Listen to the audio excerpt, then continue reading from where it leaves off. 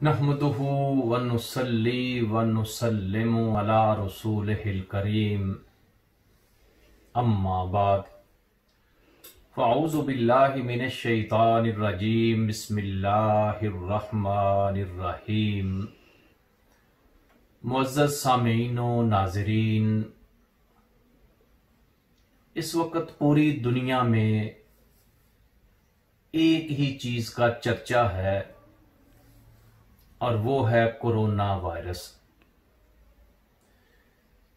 आप दुनिया के किसी टीवी को देख लें, दुनिया का कोई अखबार उठा लें, हर जगह पे एक ही तज़किरा है कि इस कोरोना वायरस से कैसे बचा जा सकता है।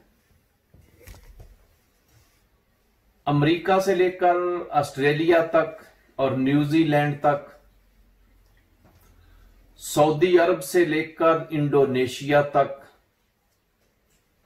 मशरक व मगरब, शमाल और जुनूब, जहां तक भी इंसान बस रहा है वहां पर एक ही गुफ्तगू हो रही है कि इस कोरोना से बचने के लिए हमें कौन कौन से काम करने चाहिए और कौन कौन सी एहतियाती तदाबीर इख्तियार करनी चाहिए। आज ये हमें एहसास हो रहा है कि हाय काश दुनिया के सारे मुल्क अपनी अपनी हुदूद और कुयूद में रहकर काम करते, दुनिया के तमाम मज़ाहिब अपना अपना काम करते, किसी मजहब के ऊपर कीचड़ ना उछालते और अपने मजहब की तशहीर करते हुए अपने रब को याद करते, तो आज ये कोरोना जैसे वायरस से हम मुब्तला ना किए जाते। हमने रब को बुला दिया था। अब हर इंसान कोरोना को याद कर रहा है। हाय काश हम कोरोने की बजाय आज अपने रब को याद करते, क्योंकि जो इंसान भी सच्चे दिल के साथ रब की बारगाह में झुक जाता है, तौबा कर लेता है, अल्लाह ताला उसकी तौबा को कबूल कर लेता है। बुखारी शरीफ की हदीस पाक है जिसको हजरत अबू हुरैरा रजी अल्लाह ताला अन्हो रवायत करते हैं, हजरत अबू सईद खुदरी रजी अल्लाह ताला अन्हो रवायत करते हैं, और भी मुख्तलिफ सहाबा कराम इस हदीस पाक को रवायत करते हैं, जिसका खुलासा और तशरी आप अहबाब की खिदमत में अर्ज करता हूं कि हुजूर नबी करीम सल्लल्लाहु अलैहि वसल्लम ने एक दफा बनी इसराइल के एक शख्स का तज़करा सहाबा कराम के सामने किया। आप फरमाते हैं कि जब उस इंसान का आखिरी वक्त करीब आया तो उसने अपने घर वालों को इकट्ठा किया और एक वसीयत की कि जब मैं मर जाऊं तो मेरी मैयत को आग लगा देना। जब वो आग राख में तब्दील हो जाए तो उस राख को इकट्ठा करके थोड़ी मेरी राख समुद्रों के अंदर बहा देना, थोड़ी राख को जंगलात के अंदर बिखेर देना, थोड़ी मेरी राख को हवाओं में बखेर देना, लेकिन कब्र के अंदर मुझे दफन न करना। बनी इसराइल का वो आदमी मर गया। घर वालों ने वसीयत के मुताबिक उसकी मैयत को आग लगाई,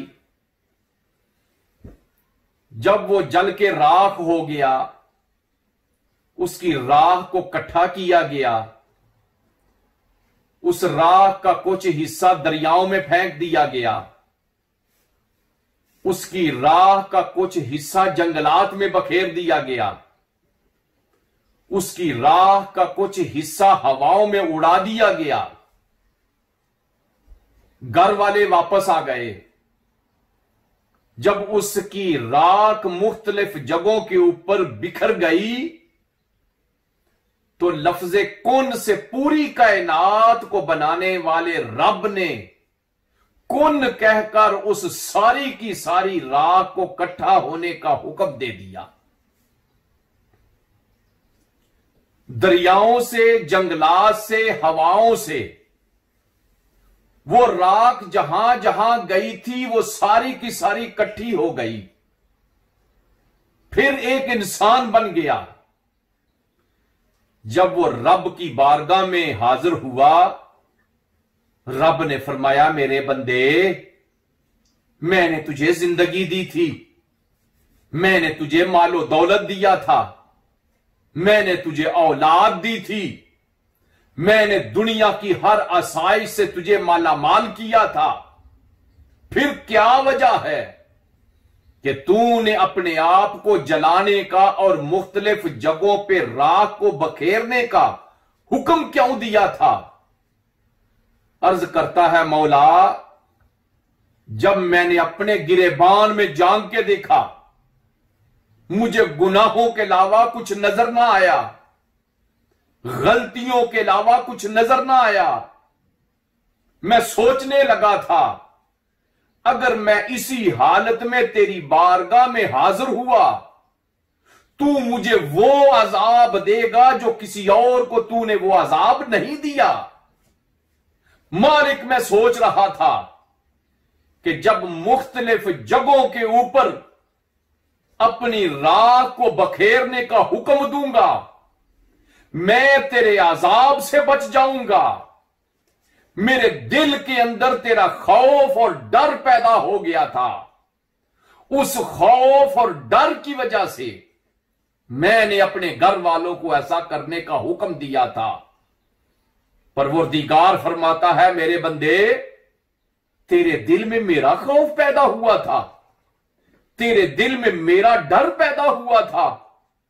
मौला, सिर्फ तेरे खौफ और डर की वजह से मैंने ऐसा करने का हुक्म दिया था।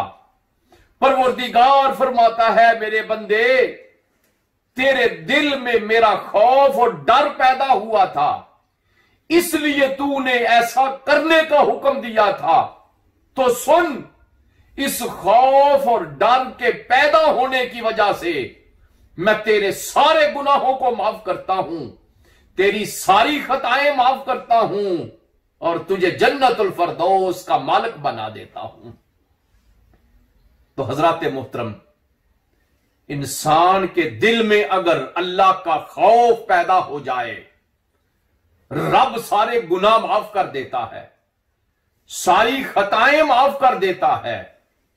आओ इस मुश्किल घड़ी में हम कोरोना को याद करने की बजाय अपने रब को याद करें, उसकी तदाबीर एहतियाती इख्तियार करने के साथ साथ हम अपने गुनाहों की माफी अपने रब से मांगें, अपनी गलतियों का इकरार करें।